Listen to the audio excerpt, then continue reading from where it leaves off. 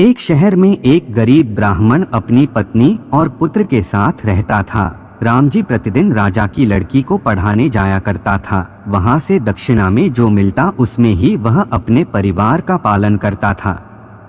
एक बार भाग्य और लक्ष्मी एक दूसरे से अपने आप को बड़ा बताने लगे। आपस में कोई निर्णय न होने पर दोनों ब्रह्मा जी के पास गए। ब्रह्मा जी ने खुद बुरा न बनते हुए कहा, मेरे पास इसका उत्तर नहीं है, चलो मैं भी तुम्हारे साथ विष्णु जी के पास चलता हूँ। तीनों ने विष्णु जी के पास पहुंचकर भाग्य और लक्ष्मी में कौन बड़ा है यह प्रश्न किया। विष्णु जी ने भी ब्रह्मा जी की तरह बुरा न बनते हुए उत्तर न देकर उन्हें अपने साथ लेकर शिवजी के पास पहुंचकर उपरोक्त प्रश्न पूछा। शिवजी ने भी कोई उत्तर न देकर कहा कि चलो पृथ्वी पर चलकर इस प्रश्न का उत्तर मालूम करते हैं।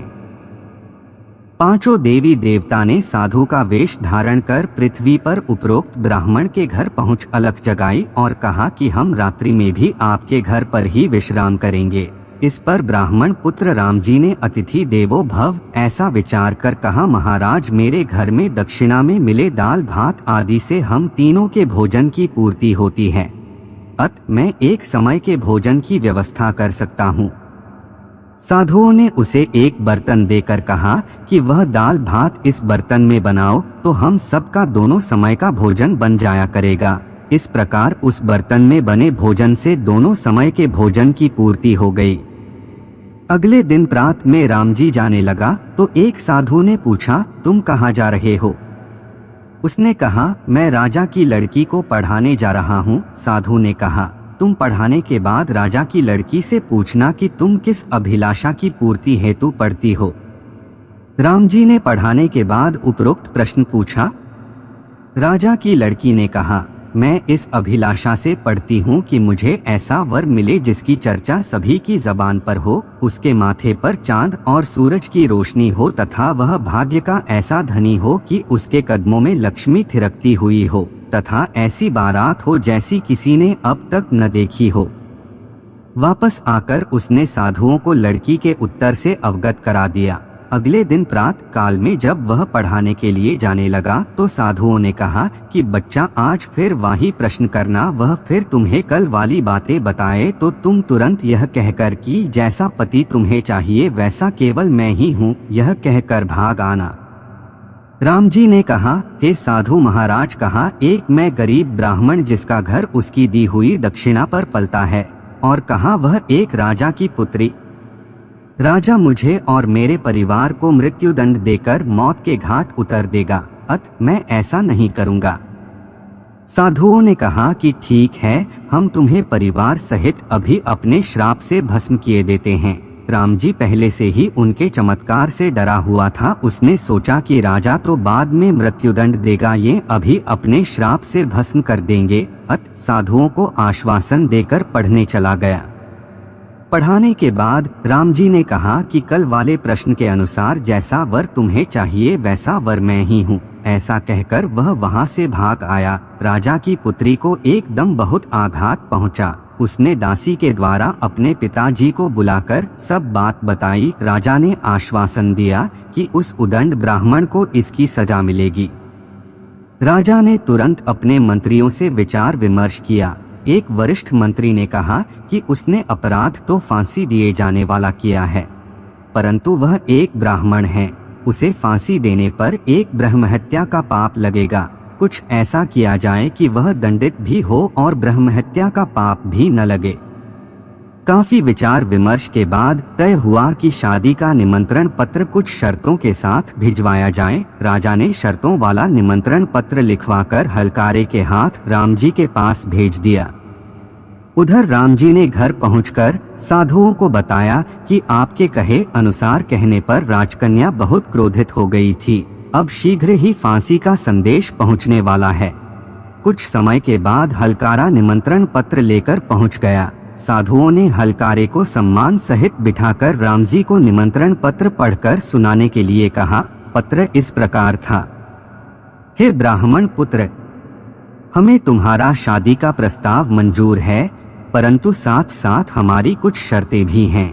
तुम्हारे द्वारा सभी शर्तें पूरी करने पर हम अपनी लड़की की शादी तुम्हारे साथ कर देंगे। शर्तें पूरी न होने पर तुम्हें परिवार सहित फांसी दे दी जाएगी। शर्तें इस प्रकार हैं: 1. बारातियों के ठहरने वाले सभी बारात घर तथा बनाए गए सभी तंबू भरे हुए होने चाहिए, कोई भी तंबू खाली नहीं रहना चाहिए। 2. बारातियों के आतिथ्य सत्कार में बनाई गई सभी खाद्य सामग्री प्रयोग होनी चाहिए। 3. ऐसी अद्भुत बारात आनी चाहिए जिसकी चर्चा हर व्यक्ति की जबान पर हो। बारात आने पर यदि कोई भी शर्त अधूरी होगी तो बारात में आने वाले सभी बारातियों को भी फांसी दे दी जाएगी। पत्र पढ़कर राम जी डर से कांपने लगा। साधुओं ने कहा, तुम डरो नहीं, हलकारे को भोजन खिलाकर पत्र का उत्तर देकर विदा करो और पत्र में लिखो कि आप शादी की तैयारी करें, हम फला दिन बारात लेकर आ रहे हैं। हलकारे को भोजन में दाल भात परोसा गया। हलकारे की थाली में वह 36 प्रकार का भोजन बन गया। विदाई में साधुओं ने उसे मुट्ठी भर धुनी की राख पत्र देकर विदा किया। बाहर आकर हलकारे ने देखा कि वह राख नहीं बल्कि हीरे मोती हैं। वह बहुत खुश हुआ। राजा ने सकारात्मक उत्तर प्राप्त होने पर विचार किया कि वह गरीब ब्राह्मण किसके भरोसे ऐसा कर रहा है। क्या कोई दुश्मन राजा उसका साथ दे रहा है? यही सोचकर राजा ने शहर के तमाम बारात घर सजवा दिए और अनेकों ने तंबू लगवा दिए। राजा को विश्वास था कि अधिक आदमी न आने के कारण वह शर्त हार जाएगा। राम जी अपनी बारात में चलने के लिए जिसे भी कहता वही उसे यह कहकर मना कर देता कि तुम्हारा तो अंतिम समय आ गया है, हम बारात में तुम्हारे साथ मरने के लिए क्यों जाएं? ऐसी बातें सुन सुनकर वह बहुत परेशान था। शादी वाले दिन राम जी को परेशान देखकर साधुओं ने कहा, बच्चा आज तुम्हारी शादी है और तुम परेशान हो रहे हो, तैयार होकर हमारे साथ चलो, तुम किसी बात की चिंता मत करो, हम तुम्हारे साथ हैं। राम जी ने भाग्य में जो लिखा है वही होगा, यही सोचकर तैयार होकर साधुओं के साथ चल दिया। भगवान शिवजी ने इस बारात में चलने के लिए सभी देवताओं को मनुष्य रूप में आमंत्रित किया हुआ था तथा भूत प्रेत व अपने सभी गणों को भी शादी में बुला लिया, जिसके कारण सभी बारात घर लगवाए गए सभी तंबू भर गए। इसके बाद भी कुछ बाराती बिना तंबू के रह गए।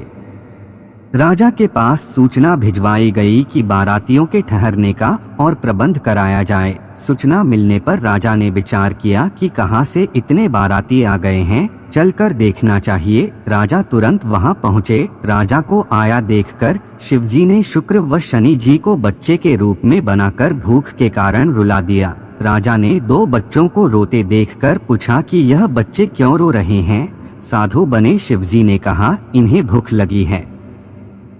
राजा ने उन बच्चों को खाना खिलाने के लिए भेज दिया। कुछ समय के बाद राजा के कर्मचारियों ने आकर बताया कि महाराज वे दोनों बच्चे तो सारा का सारा भोजन खा गए हैं और फिर भी भूख भूख चिल्ला रहे हैं। ऐसा सुनकर राजा बहुत परेशान हुए। उन्होंने अपना घमंड त्याग कर साधुओं के सामने नतमस्तक होकर कहा, महाराज अब मेरी लाज आपके हाथ में है। साधुओं ने कहा कि कोई बात नहीं, सब कुछ ठीक हो जाएगा, तुम घर जाकर बारात की अगवानी की तैयारी करो। राजा ने शहर को बहुत ही सुंदर ढंग से सजवाया। जगह जगह झालरों से पूरा शहर एक दुल्हन की तरह से सजाया गया। राम जी भी शादी की पोशाक में एक राजकुमार की तरह बहुत सुंदर दिखाई दे रहा था। शाम के समय उसे एक सुंदर रथ में बिठाया गया। रथ के आगे अनेक प्रकार के बैंड बाजे, नफीरी वाले, ढोल नगाड़े वाले मधुर तान में झूमते हुए चल रहे थे। दुल्हे के मस्तक पर सेहरे को चांद और सूरज से सजाया गया। बाराती हाथों में नोट, लक्ष्मी लेकर एक दूसरे पर न्योछावर कर इधर उधर उड़ा रहे थे। बारात के इस विहंगम दृश्य को देखकर आपस में कहने लगे कि इस गरीब ब्राह्मण के भाग्य को तो देखो, इसके मस्तक के सेहरे में चांद, सूरज और चारों तरफ से इस प्रकार धन लक्ष्मी उड़ाया जा रहा है, मानो किसी बहुत बड़े राजा की बारात निकल रही है। ऐसी बारात हमने अपने जीवन में कभी नहीं देखी और न आगे देखने की उम्मीद है। यह भाग्य का बहुत ही धनी है। पब्लिक की इस प्रकार की बातों को सुनकर ब्रह्मा जी, विष्णु जी तथा शिवजी जी ने भाग्यव लक्ष्मी जी से कहा कि देखो तुम्हारे प्रश्न का उत्तर पब्लिक दे रही है। मनुष्य को फल की इच्छा न करते हुए कर्म करते रहना चाहिए। मनुष्य को समय से पहले और भाग्य से अधिक कुछ नहीं मिलता।